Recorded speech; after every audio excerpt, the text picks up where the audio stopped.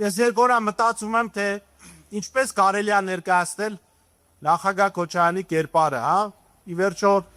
ինչ-որ կերպարներ կան, որ մեր հանրության մոտ ավելի ճիշտ են ընկալվում։ Այստեղ ձեր շարքերում կանգնած է ավագ եղբայրս, ով բազմաթիվ դժվարություններ ա տարել, ինձ ուղված բազմաթիվ հարվածներ իր վրա վերցրել, նաև ինչ-որ պահ իր ուսումնակից ա թողել, որ ընտանիքի խնդիրները լուծի։ Հիմա շատ է, չէ, ասում ես բառը մեկը ճիշտ ասեց, մյուսը սխալ ասեց։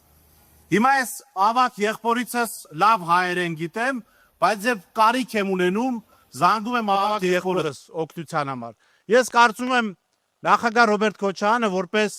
մեր հասարակության համար այդ ավագ եղբայրն է, ում 98 թվականին զանգեցին, ասին,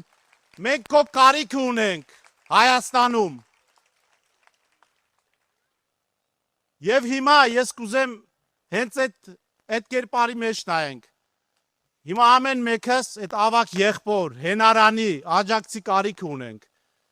Եղբոր ում ամենադժվար պահերին գուցե զանգենք, կարող է շաբաթներով չխոսենք, կարող է շաբաթներով չհանդիպենք, հա։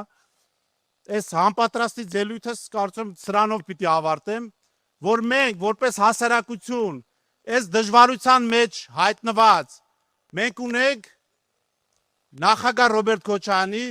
մեր հասարակության համար ավագ եղբոր կարիքը եւ մենք